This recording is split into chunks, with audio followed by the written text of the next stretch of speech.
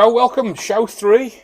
Show 3, and this week's more professional, isn't it? Isn't it? Well, we've got different clothes We've on. got different clothes on for starts, that's good. And we've got Taylor behind the camera, and he's more professional, isn't he? He knows what he's doing. He's like, yeah, he don't look it, does he? Telling him what to do. He's like the director, He is the director of operations. So we've got to apologise to one of our viewers, actually, haven't we? Why? Because he got into trouble in his local co-op. Because he was watching the show and he started humming the theme music and peed everybody off. So I think that's quite funny, really. But there you go. So wow, that is. So I think people got the wrong end of the stick about the lookalikes. When we said what does Graeme look like, we meant the cartoon character, not actually you. Oh no! But no, people you have, say this. But people have been sending in what they think that you actually look like. So I don't think I want to hear this. I mean. Some of them are absolutely genius. Now, you know the one anyway, because it's Rod Stewart, right? I don't think I look like Rod Stewart anymore. I think I did back when I was younger and I had highlights. Yeah, I didn't have highlights, it was all natural. But yeah, of course it was, yeah. I had a bit of a mullet going on. So was mine. Rod Stewart doesn't look like Rod Stewart anymore, though, does he? He's okay, fair enough. That's fair enough. So Rod Stewart was the first one. We're going to try and get pictures of all these in the video so you can see what we're talking about. So the other one was, if you had an emu, you'd look like Rod Hull, which I thought was Rod a good Hull. Shout. I don't like that one so much. Well, I thought that was quite funny. My next favourite is, and I can't remember his name, is the lead singer out of Black Lace. So Michael's mentioned this, and actually, funny enough, Michael Murray, if he's watching this, he actually sent me a clip, and for a couple of seconds when I saw the clip, I actually thought, is that me? I actually thought, as he videoed me, like drunk in a bar doing karaoke. Do you do kids' parties? Do you do Superman and Agadoo and all that? No. But I remember watching that video that Michael sent us, and I was like, is that actually me? For a split second. That's funny. And the last one, and this is my personal favourite, and I haven't told you this, is you look like the inspector off On the Buses. No, you don't know. Right. I thought this was going to be like a good opening section, to be honest. I thought it was. So yeah, you look like Jack off On the Buses, mate. I don't think any of these are good, to be honest, except the first one. I'd rather look like Rod Stewart than any of the others, to be honest. But never mind. Get some leopard skin trousers for next week. I'll take it. Yeah, okay, I mean, take it on the chin. I think Rolf Harris is probably the worst one to look like, to be honest. I don't look like Rolf Harris. It's just a cartoon character that looks like Rolf Harris. Okay. I think. Right, anyway, so move on. Let's get the show started. So, welcome to the show, and let's get moving, yeah.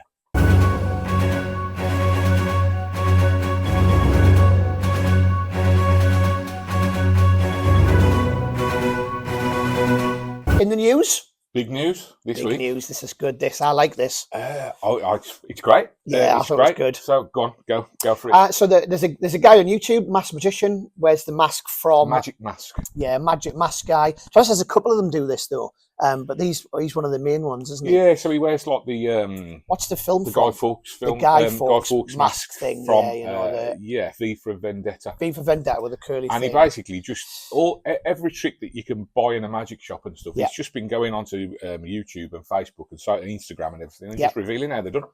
You know, and this follows on from what we talked about in one of the last shows, where people were asking about exposure and magic. And I think we did talk. I don't think we mentioned him, but we talked about a couple of others who are similar. Yes. So it kind of follows on from that question, and whether we think it's bad or good. And obviously, the answer is always going to be it's bad.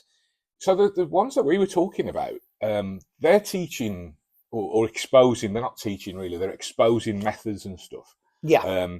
And there's like the behind the scenes cameras and stuff like that going on, and like we mentioned, they make people look, they're trying to make the viewer look stupid and all that kind of stuff.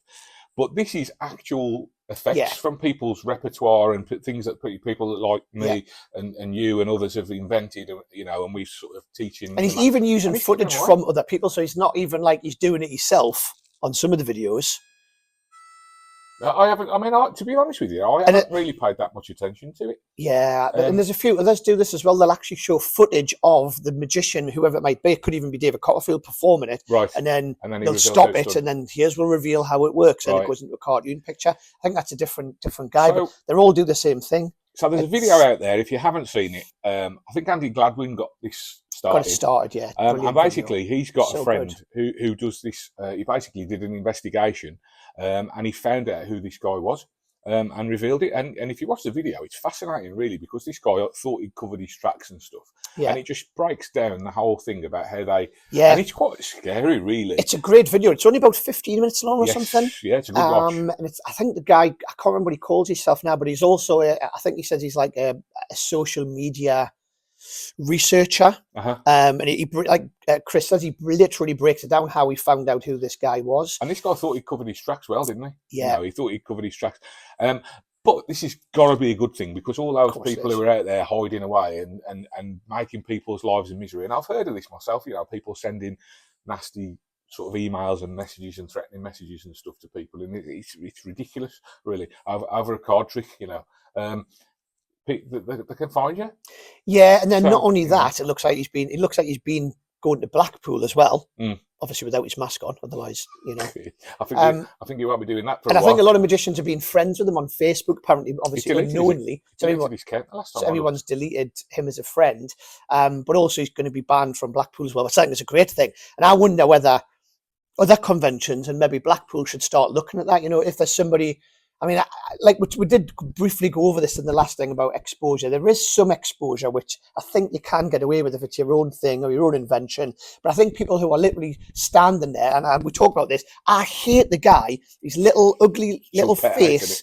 He's in the bottom corner of the thing. And he's doing all this. Yeah, and he's pointing at it. And you see the actual, it might be, like I keep mentioning, it might be David Copperfield doing an illusion. He goes like this, he goes. Yeah.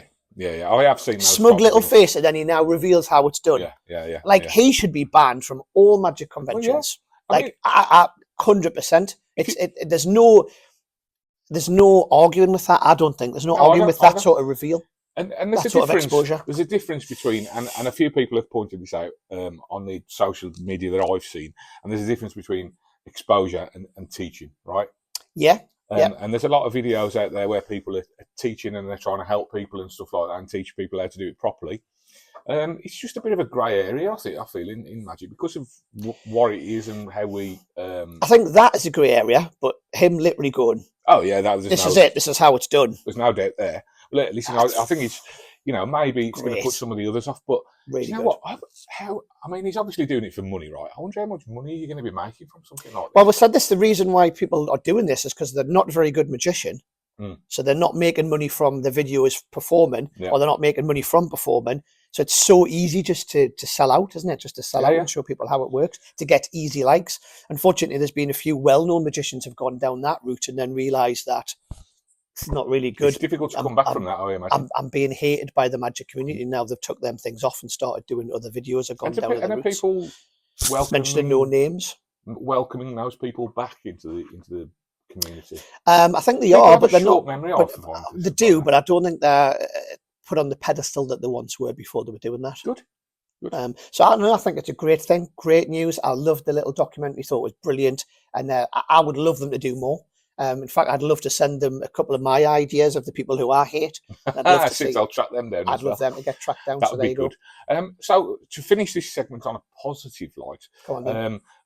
Talking about social media magicians and stuff, this guy's just popped up on my feed, and because I've watched one of his videos, I'm seeing him all the time. And he's from this area, and he works on the oil rigs and stuff, and he's doing magic. Have you seen him? No. I'll try and track his name down and show you. He's from Sunderland. Right. Okay. And he says when he retires, he's going to change his name to the Magic Macam. Right. But he's basically on this rig, and he's showing all the guys in the rig magic tricks. And it's great. It might be somebody who would know. Might be somebody I know, but honestly, I've really enjoyed it. I've commented on a few of them. So if you are watching this, mate, keep up the good work. Really enjoyed it. Oh, I did a Graeme thumbs up thing. It's good at this. 4 thumbs up for him. That's great. Well done, mate. Keep up the good work.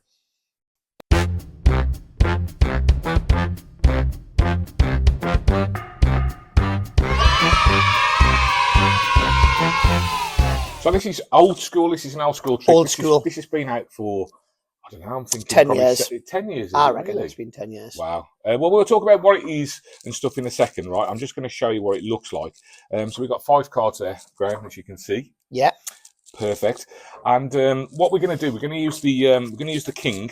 Okay, and then we've got 1, 2, 3, 4 of the cards there, right? Yeah. So the king is going to go into the packet, and you can see he's in there, right? And I'm going to make him vanish. Okay. Did you see that? He's gone. No. He's back again. Okay, no, he's gone. Look, gone. Okay. And when I say he's gone, I mean he's really gone completely.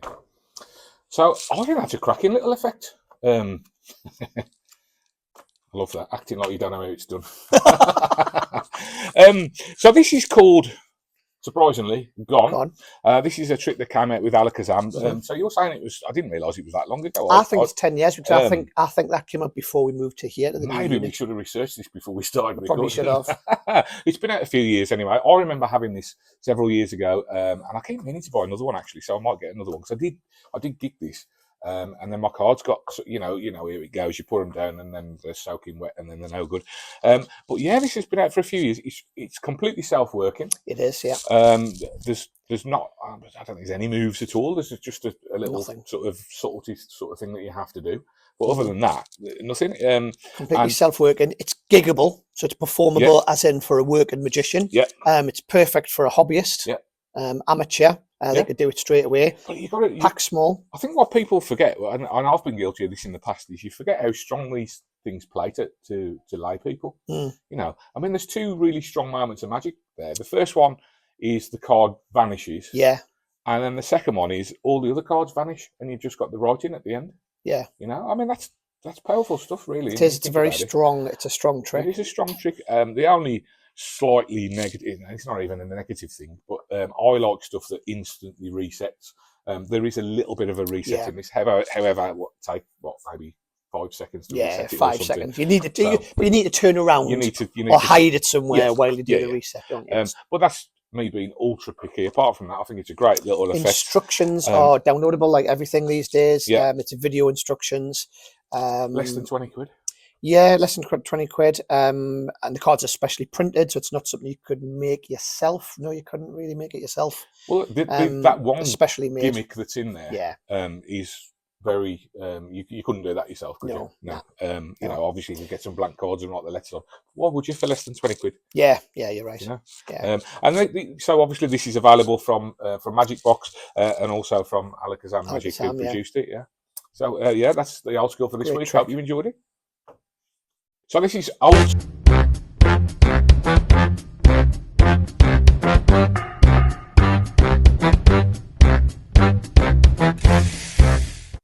So it's over to you, and it really is over to you because last week we were answering the question about books. And we only had enough time to talk about my favourite books. I know it's so yours. Yeah, so this is one of the first books I got when I started doing like proper close-up magic, I would say, back in the 90s. It's giving the game away how old I am there, isn't it? Anyway, so this is a reproduced. The book I've got at home, the original green one. Do you remember the original? Yeah, that's the one I had as well. Yeah. So I'll be honest with you, I'm not a massive reader of books. I did used to read books, sort of in my teens and stuff when I had a little bit more time. But I'll be honest now, I don't really have time to read books. I'm not a big book reader these days, which is bad, to be honest. I buy them. I do as well. As they come out, and I've got a collection, and I just don't, the same as you, I just don't have time to sit there and read through them. Yeah, I do tend to buy books and then they go at home and they go on my bookshelf and they look really nice and pretty and stuff in the room. There's a couple of belters that have come out. Actually, we're doing 2 books in next week's show in the review section. We are. And two absolute bangers. They're beautiful books, aren't they? Yeah. But anyway, this is one of the books this is the book that I would rescue because, and I think the reason being is I still do a lot of stuff from this. So a lot of the stuff that's in this. What do you do? From this? So I'm going to show you. So this is the Michael Lamar book. It's the Magic of Michael Lamar, and it is really commercial close-up magic. What's great about this book is it's a real good mixture of stuff. So it's stuff that when I tell you what's in it, you'll go, oh yeah, if you're a worker or even somebody who's been doing magic a while, you'll recognise a lot of the routines that are in there. And there's some stand-up stuff in there. There is. Right? That's what's great about the book. There's stuff with coins, there's stuff with notes, there's stuff with elastic bands, with bills. There's a bill switch in there, cards, cups and balls is in there. So this is Michael Lamar's sort of main book. It's been a long time since I've read this book. Finger rings. I'm remembering more and more now. I'll rephrase that. That's even worse. Finger rings, coin through table. What I'd forgotten about, not many people do this anymore, but the snap and restored cigarette. is in there. So you snap someone's cigarette and then you visibly fuse it back together. I can tell you the last time I saw somebody with this pack of cigarettes. No, which is a good thing. But they're all sucking on them vapes. Silk to egg is in here. His version is silk to egg. Bill switch. Bill switch is in here. Which, if you know the bill switch, essentially, if you don't, it's a general effect where you borrow someone's £5 note and with hands cleanly empty and sleeves rolled up, you hold the bill, you fold it, and when you unfold it, it's changed into a £10 or £20 note. Stuff. So I'll just say, that was the first time I ever saw that. We're on Crazy Man's Handcuffs. Yep, Crazy Man's Handcuffs. Is this where you learned it from? Yes. And how? Because these days people now, like we just said on the old school thing, downloads. Everything's on a download. Everything's on a video. So how easy did you learn this? From the book? I'm going to be honest. Or did somebody help you with it? It wasn't mega easy to learn from the book. No, I didn't think it would. I did learn it from the book. Uh-huh. Was where I originally learned it from. However, we do sell this on my elastic band routine as a download on Magicbox, which you probably don't know about. No, I don't. We have got Michael Lamar's permission. Yeah. But originally it was Arthur Setrington, I believe, whose effect it was originally. Yeah. But you can go on Magicbox, and I think it's only $4.99, and it's got Crazy Man's Handcuffs on there, as well as loads of other stuff, as well as this that I'm going to show you now. So this is, I still use loads of stuff out of this book, but this is one of the things I use a lot, and it's a snap and restored rubber band. Now, you might have seen the original version, but Michael Lamar added this bit on the end, and I think it makes a massive difference to the trick. So I'll perform it as I would perform it. So I'm going to show you something with the elastic band, and you don't see many magicians use elastic bands for magic tricks. And the reason being is they break very easily. So you can take them like this, and you can even hear it break like this. But if I take the ends like this and just touch them together, it actually looks like, and really looks like, the elastic band goes back together, just like that. So what was the bit that Michael... So the bit of Michael Lamar's is the bit where you physically have it here. Yeah. And then you touch the ends together. Great, by the way. And that's his finish to the trick. It does look like a single... And I think it makes a big difference to that trick. The first bit you'll have seen before, but it's this bit here, this bit. That looks so you take the ends and you push them, and it looks like they visibly go together, and then you've got this lovely moment of just and they think it restores there. Yeah, and just so now you can hand it out. What reactions do you get from that? Great, really good reaction.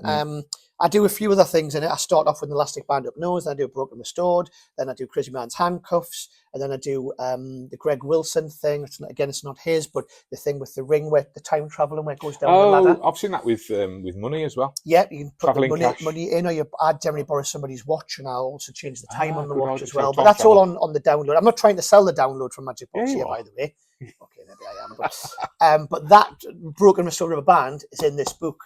As well as Crazy Man's Handcuffs. There's a great wine glass thing in here, which I think originates to Complete Course in Magic by Mark Wilson. Mark Wilson. I know he said Mick Wilson. And what it is, it's a wine glass. You can use it as a Vanishaw production. You have a wine glass stood in your hand here, and you drop a handkerchief on top, and as you drop the handkerchief, it visibly goes flat, and the glass disappears. You can also start the opposite way, where you have the handkerchief hanging over your hand. You lift it up, and when you drop it away, there's wine glass there. Oh, that sounds good. That's in there. Is that a close-up thing, or is that a stage? No, both. Close-up and stage, cabaret. So you just nick a glass off a table all the way around exactly, and then go do it as a production or a vanish. Fantastic. It's great. That's in there. 44, there's a lot of magic in there for 44 quid, isn't there? And that's what I mean. It's all commercial as well, so it's stuff that I only met a lot of magicians are using for the first time last year at Blackpool. And what an incredibly nice guy he is, isn't he? Come down here and watch the shadow. Watch the shadows. Is he Irish? It's not. It's not. There's a pencil through coin. Yeah. Brilliant. What a great book. Lincoln rubber bands are in there as well. There's obviously card stuff in there as well.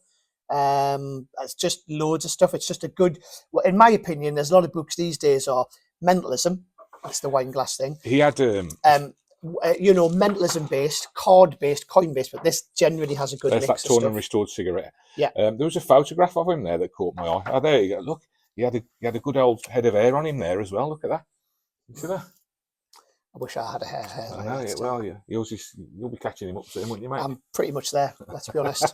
But yeah, what a great book. Great general stuff in it. It's not just all cards. And when a lot of people say there's a book and it's mixture, you do still tend to find the books are like 80% cards and there's 20%. So this is generally cups and balls. Everything, yeah. This is generally a good mix. In fact, I would say it's probably 20% So cards. so that's still available. Yeah, they've relaunched it, rebranded And that's the new cover, yeah? Because I like you said, the one I remember was the green cover with the photograph on it. So I think it was A1 Multimedia, wasn't it, originally? I can't remember. It may have been. Oh, well, yeah, Mike Maxwell. Oh, yeah, so it would be then, yeah. So Mike Maxwell originally. So that's your book. Yep. And we've got one question as well, which was, and I can't remember who asked this question, so apologies. Tricks, I think it might be. It was, why is magic so expensive? And to be honest, we could do a whole show on this. Absolutely. So we're gonna have to keep this down. And I think it's actually, we're in a pretty good position. A, because you're a creator. Yes.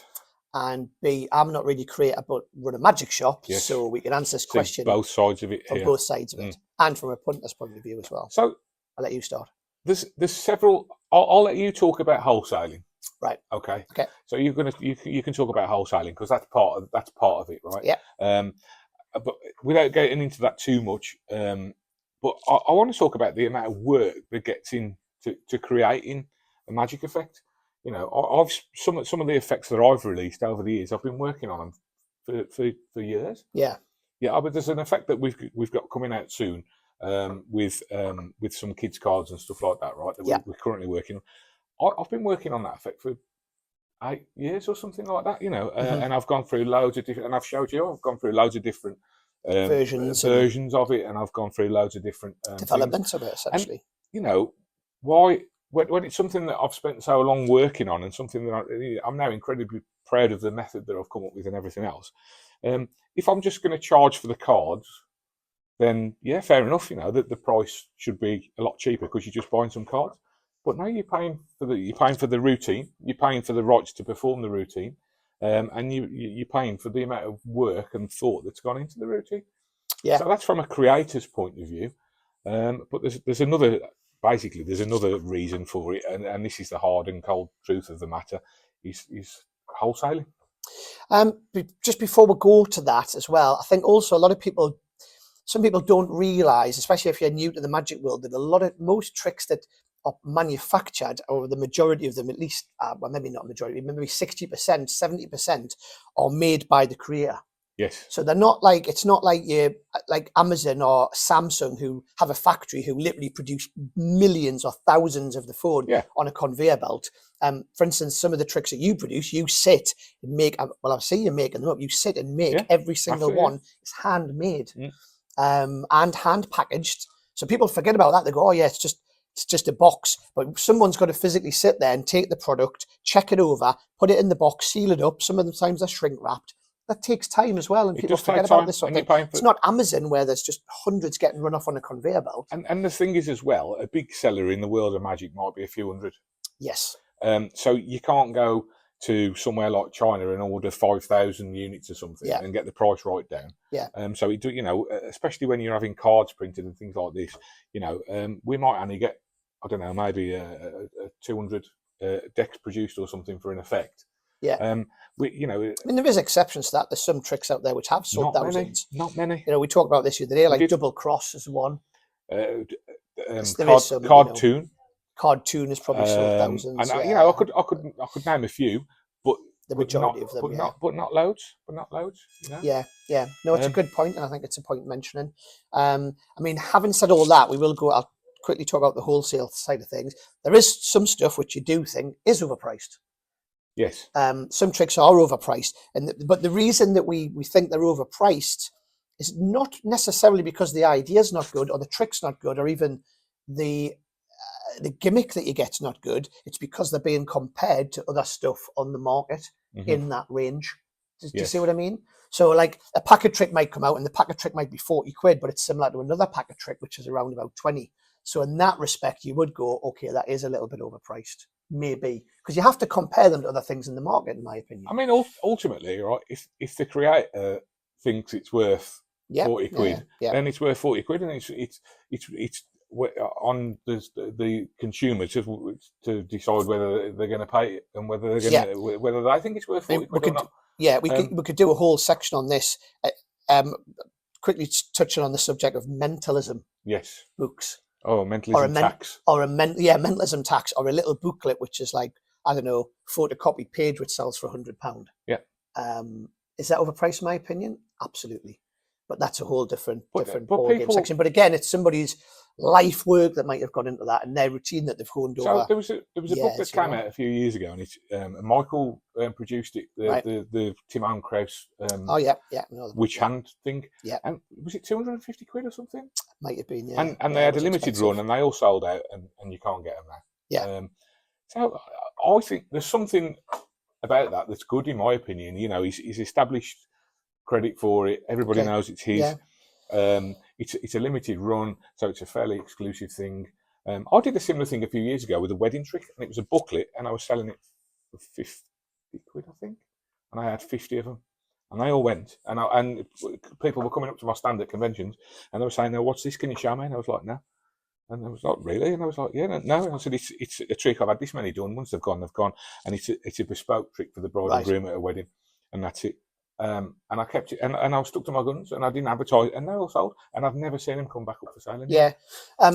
Back to the sort of wholesaling side of things. Yeah, I was going to say, we've gone down a rabbit hole. We have, yeah. Just back to the wholesaling. Yes. A lot of things, in my opinion, these days, unfortunately, are priced to wholesale to a certain supplier or suppliers. Well, so for instance, if you have an effect, and you think in your head, you go, I think that's worth £10. Yeah. Right. I think that should sell for £10. That's what it's worth. Yeah. If you're going to wholesale it to a certain wholesaler, they will want 60% off that price. So therefore, they're buying it off you at £4. Yep.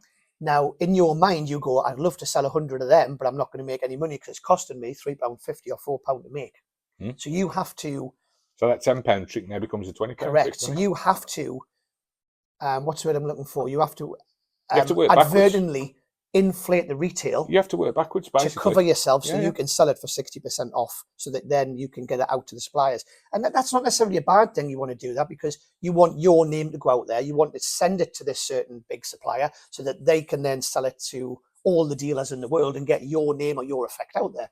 That's fair enough. That's why you want to do that. But unfortunately, it does, inflate the retail prices of certain tricks, to my opinion, more than what they should be. Inadvertently, which I think is a shame. Well, but that's the world we live in. But when people say things are overpriced, right? We just did a trick 5 minutes ago. It was $18.99, right? Yeah. Now $18.99 nowadays is going to get you. It wouldn't even buy you a main course in a restaurant nowadays.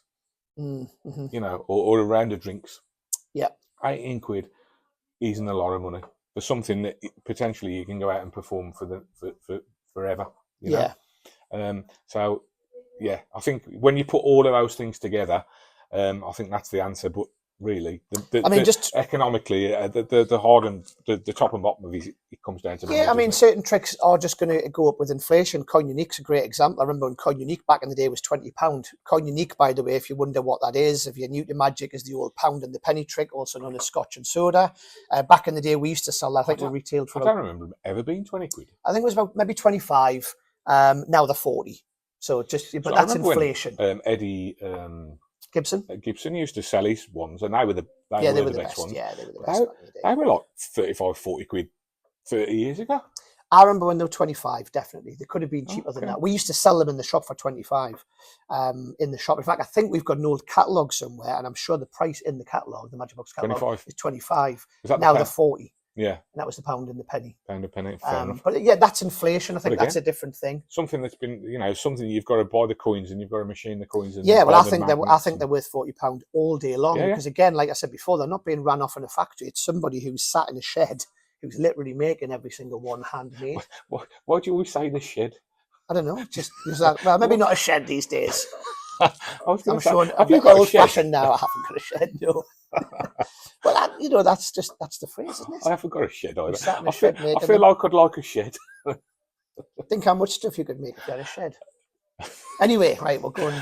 Yeah. So keep your questions coming, guys. I hope you like this section. If you feel like we could do something a bit differently, let us know. I think it is interesting, but we as ever, we welcome your comments and your feedback. Yeah, just our opinions at the end of the day. Yeah, absolutely. There we go. Thanks.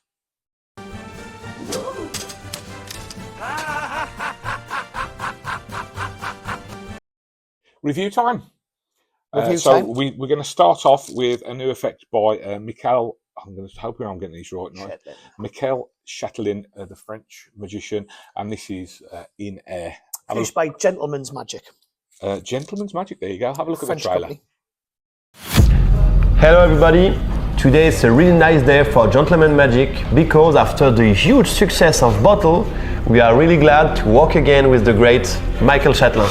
Yes, I'm really proud to present my bestseller and some new tricks. Yeah, I heard you have some new stuff for us. Yeah. And the first one, it's one of my favorites. It's called In Air and you're gonna love it.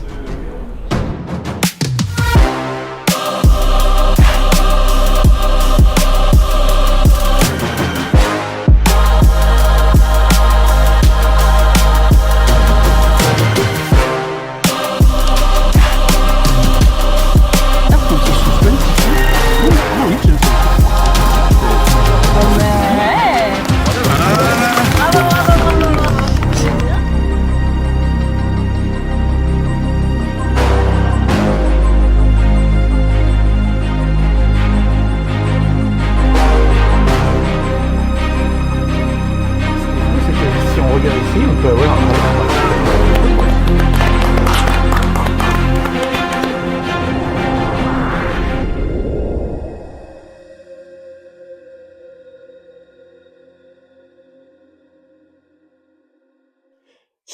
So that was the trailer for In Air by Gentleman's Magic. Do you know what it totally reminds me of? Yes. You know what I'm going to say, don't you? I do, but you can say it. Zapped by Rob Bromley. Rob Bromley, what a genius trick that was. Great little trick that. It was. And it kind of reminds me of that. It's the same effect. This looks a bit cleaner because with Zapped you could only show the corners of the cards. Yeah. So this does look a lot cleaner. Now this is going to tie in very nicely to what we were just talking about in the questions in the the over to you section just now. Yeah. This is £35. Now I'm not going to show you what you get in here for your £35 because that would just give it away, and I don't think that's fair. No. However, this is something that someone has had to sit down, and I would imagine it would have taken them quite some time to manufacture this card. Yeah. Because it's very precision made, and it's made to a really high standard, and it should last a really long time. I was playing around with it yesterday, and I was playing around with this as well, and it worked. and it is a. It is a really. Carry on, sorry. That was like nobody noticed. That was like my mum was sat next to me. Did you roll your eyes as well? I did. So £35, I think it is overpriced. However, if you like the effect, if you do magic on social media and videos, and you want something that looks really amazing, and you could, I mean, this will work in the real world as well. Yeah, I think it does. Yeah, so it looks definitely great on videos, it looks great on socials. If you think that you use this effect, then it's absolutely worth it. But it is expensive. What were your thoughts? Yeah, I would agree. Personally, I think it's £5 to £10 overpriced. I think again, it's probably been priced for the wholesale market, unfortunately, which is what we discussed before. And how long it probably takes them to make per each unit as well. It's nice packaging. Yeah, packaging's nice, as you say. The gimmick's very good. I echo what you said. I think it can be used working as well as on camera, as well as for social media. Yeah. I think you could definitely use it working. It's not really an instant reset. So I believe that when you could do it on the fly in front of people. Yeah, I suppose you could. Yeah, you could sort of do it. It's something you need to have. Yeah, bring it out. Yeah, I guess so. It'll sit. I mean, this will sit in a deck of cards, and you can do other stuff with the deck of cards before you go into this routine. Yeah, it is a very fast trick, isn't it? It's a very fast trick. It's a bit like snappy visual. Paper to money type thing, where it's just like bang. Everybody's got to be paying attention or they'll miss it, Yeah. But to be fair, he does give some different handling ideas on the video. There's one where he shows very cleanly that he's got 3 bad cards, and then he just says like this, and then towards himself, blow, and then you turn it back and it's and there's no movement going on or anything. Yeah. So I think that would work quite well, and it would you could focus everybody's attention on what's going to happen, and then they turn it back and it's changed. So you don't have that thing where, like you said, it's just this and you've blinked and you've missed it. you could focus people's attention as it happens, and then you slowly reveal as you turn it around. How easy do you think it is to do? It's a knacky thing. I think it is. He said on the video that you can learn it in 5 to 10 minutes, and I had a very, very quick play with it. I didn't spend any time trying to learn it particularly. I was getting it ready to do, which was very, very easy. It's just the action of but I do think it's not difficult. So I do think an amateur or hobbyist could do this as well. I do think, but I do think they need to practice. Just needs a little bit of 20 minutes. I think it's one of those things you don't necessarily have to concentrate as you're doing it. So I think it's something you could learn while you're watching the telly, for instance. Just muscle memory. Yeah, you're sitting watching the telly and you're just watching something. You're just constantly doing the move. Do you know what I mean? Yeah. I'm not giving that away, am I? No, I wasn't looking. Constantly doing the move in front of the TV, and I think after probably 10, 20 minutes, I think you'd have it down. So I don't think it's necessarily very difficult, but I wouldn't say it's self-work. Agree, yeah. But it's a good trick. Do you like it? Do I like it? Yes. Would you use it? Yes, I think I would on social media. I don't think I'd use it working, but I would use it on a quick video, I think. Absolutely, 100% agree with you. Yes, I like it. Yes, I'd use it on social media. No, I wouldn't use it at a gig because I would end up damaging the card or something, or losing it, or dropping it in a pool of beer or something else. And you can have changes that are as visual as this by using sleight of hand and a regular pack of cards. Okay. In my opinion, but I do like it, and it's very well made. So yeah. So there we go. That's in there. So this is the second review. To be honest, this is not a brand new thing. It's been around for a year or so, but they have brought out a slightly different version as well, which has come out more recently. So this is called Bottle. Yes. And again, funny enough, it's by Michael Chatlin. Chatlin? I don't know. You said it completely different to what I said. I think it's Michael Chatlin. I think it is. Chatelain. I'm married to a French Tell woman, us what you think. Yeah. Okay. Maybe anyway, it's called Bottle. Yes. Michael Chatlin, and it's I'm going to do what you did. And it's produced by Gentleman's Magic. Again, Now this is cool, I think, because this is good for a beginner, hobbyist, and a worker. We don't need to show you the trailer because I'm going to quickly show you the trick. Yeah. I'm going to do the very basic version. So it uses a little jar and a cork.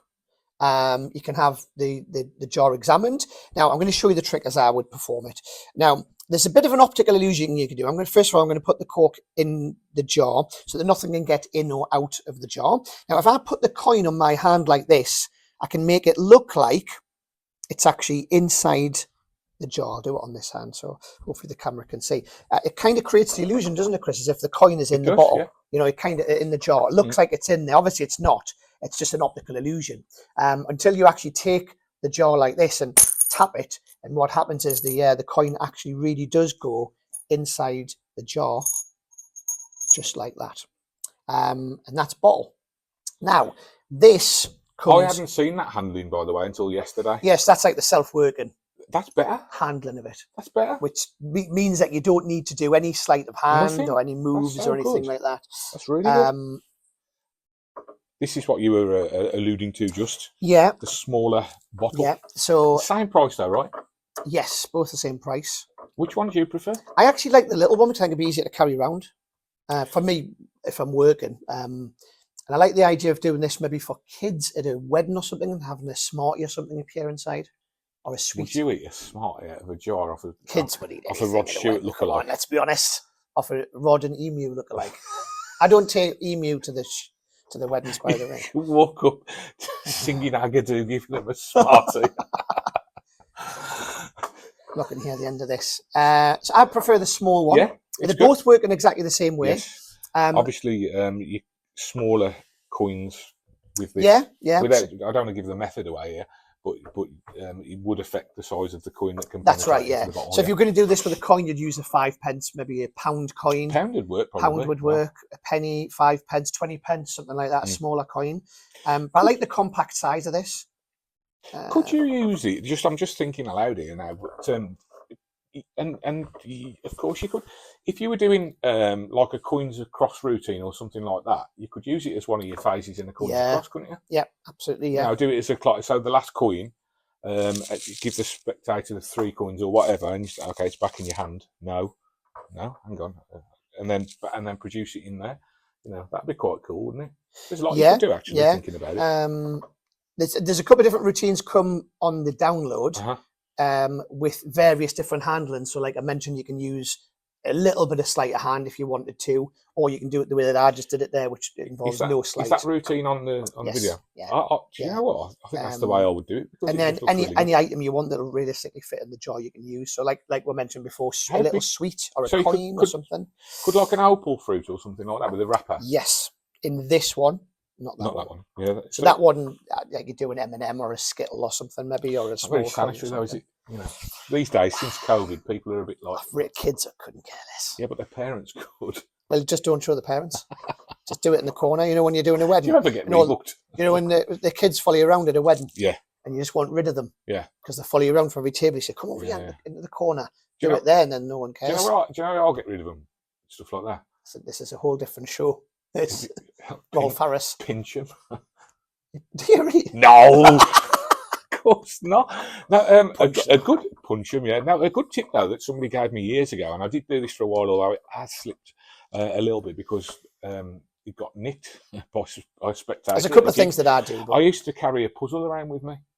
Right, and if you get a kid that's following you around and start revealing all the end of your tricks before you get there, you know what it's like. They start do that one where the cards turn into plastic. The ring's going to end up in his wallet. So I used to have do you know the horseshoe puzzle? Yeah. Remember that? Mm-hmm. So I had the horseshoe puzzle, and I'd just say, you can have see if you can get this off here like this, and I'd show them how it came off, and it, and come and see me if you manage out it, and then that's it. They're out your head. They'd be there doing it for ages, trying to work out. That's a good idea. But one wedding I was doing, and I gave it out, and it never came back. And I went back to the table, and I was like, "Have you got?" And they was like, "No, we ain't got it." So yeah, I had to get it. That's a whole different thing. We could talk about that because there's a couple of things that I do, but we'll maybe do that in another episode. Another show, yeah. But back to this. The coin can actually be signed as well. There is a way to do it with the coin signed. So you sign one coin. Exactly, yeah. You would sign one side of the coin, initial it, and they would initial the other side, and you could do it like that. Again, that all comes on the download. Like I say, lots of different handling. Sorry, excuse me. But there is. Spitting at me. I like it. I think it's good. I think it's really good. It's well produced. It's well packaged. The gimmick's very well made. Is that going to last a long time? Do you think? Yeah. Because I mean, I've. First time I saw it when it first. I think it's been out longer than a year. I think it might have been. I think this is probably about a year. It's been out for a couple of years. Yeah. But I remember seeing it at Blackpool for the first time, and I really liked it. But I did wonder at that time, how long the gimmick was going to last. So if there's guys who've had it for a couple of years and you still using it, I mean, we've sold them for a while and we've never had any no comebacks with it whatsoever. Okay, so I believe it'll last, forever, really. I can't see it really wearing. So there you go. That's called Bottle. Comes in the normal size version, the small. So come on, we've got to ask the question. Do I like it? Yes. Would I use it? Yes. And it's suitable for amateurs right up to pros. So yes, and you? Same. Yeah, absolutely. Yeah, same. So highly recommend it. So there you go. That's it then. Show 3. That's it. Show 3, flying through. A lot more professional this time. It's going to get better and better this show, isn't it? I would definitely. And next week, I'm thinking I'm going to wear the same T-shirt. What are you thinking? I was thinking that as well. Actually, I quite like this. Just for continuity reasons, and not that we're filming 2 shows at the same time. That's absolutely not. We would never do that. No. So thanks for coming along. Thanks for watching. Any comments or any ideas or anything like that, or any questions, shoot us up, and we'll get them in the show. Can do something. See you next week. See you then.